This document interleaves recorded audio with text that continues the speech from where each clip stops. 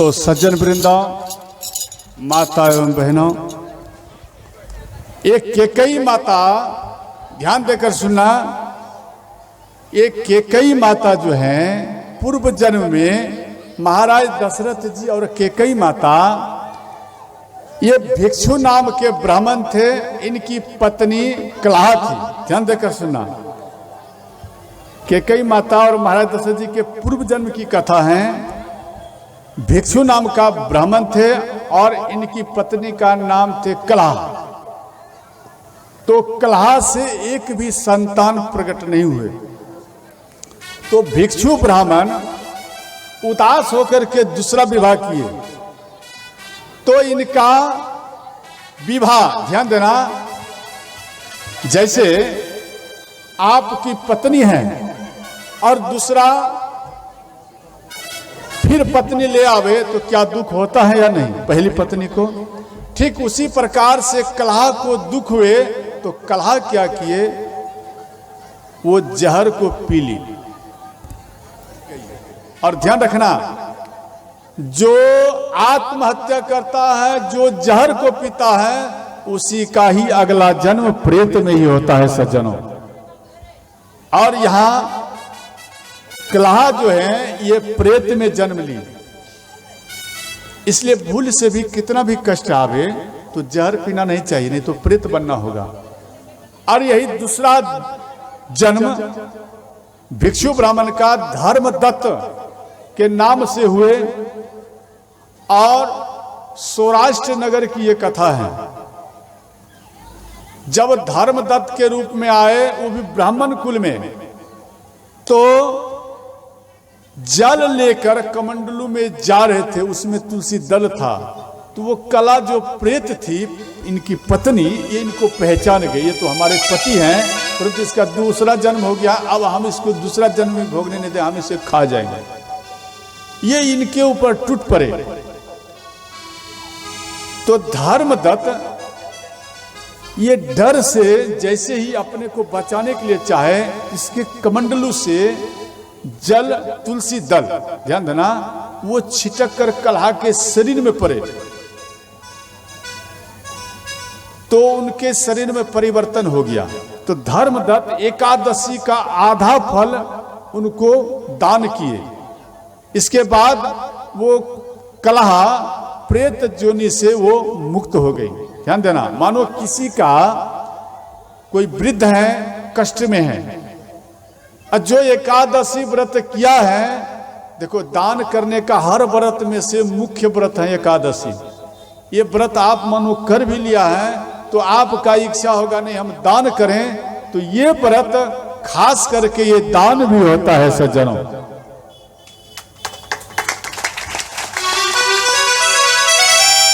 इसलिए एकादशी व्रत करना चाहिए निष्ठा से। और वो एकादशी व्रत दान किए तो कलहा तर गई। यही धर्मदत्त और कलहा दूसरे जन्म में धर्मदत्त महाराज दशरथ जी के रूप में प्रकट हुए और कलहा केकई के रूप में प्रकट हुई। समझ गए?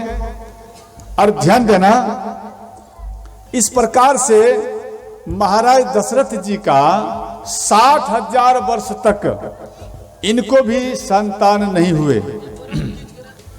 अब 60,000 वर्ष तक संतान नहीं हुए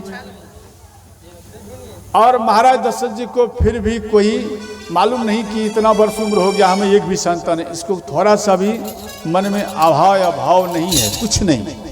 ये राज्य करते हैं अपना मस्ती से। तो श्रोताओं, तो यहां एक बार महाराज दशरथ जी, ध्यान देना, एक बार महाराज दशरथ जी शिकार खेलने के लिए गए।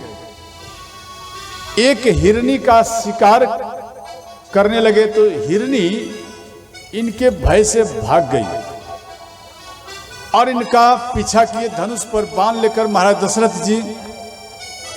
और वो हिरनी वो जल में छलांग दे दी और वो हिरनी महाराज दशरथ जी को बोली कि हे महाराज, हम आपके हाथों मरना पसंद नहीं करती हूं। महाराज दशरथ जी बोले क्यों?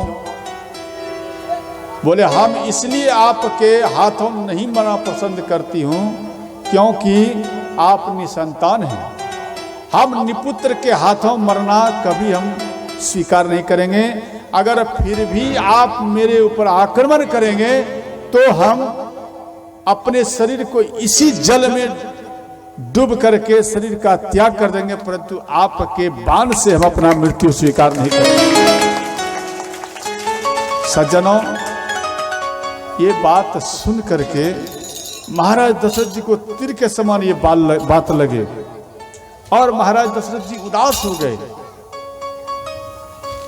समाज कोई नहीं कहते थे कि एक भी संतान नहीं है, परंतु दुख सबको है, जो उत्तराधिकारी अभी प्रकट नहीं हुआ है।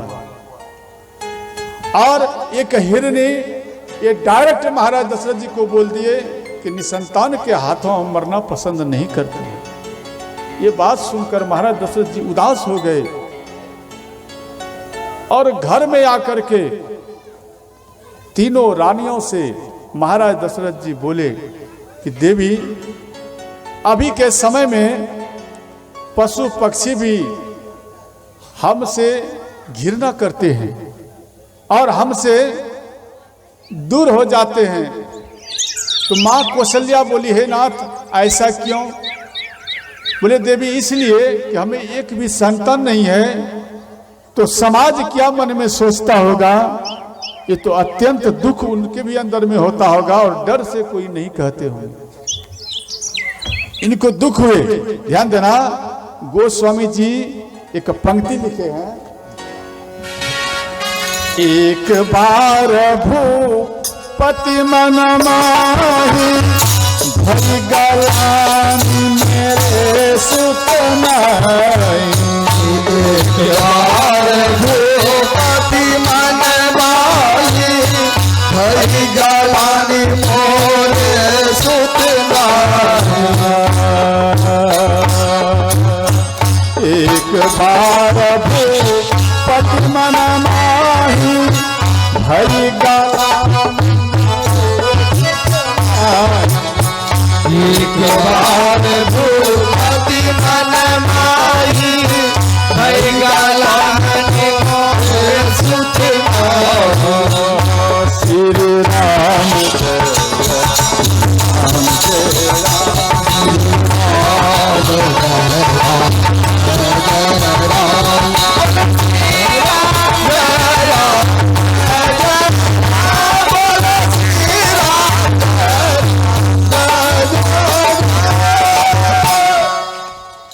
तो सज्जनों, महाराज दशरथ जी गुरुदेव के पास आए, गुरु वशिष्ठ के चरण में गिर गए और चरण को पकड़ लिए महाराज दशरथ जी और उदास होकर रोने लगे। ऐसा कभी गुरु वशिष्ठ महाराज दशरथ जी को व्याकुल नहीं देखे थे और चरण में लिपट गए। बोले, हे गुरुदेव, आज मैं आपके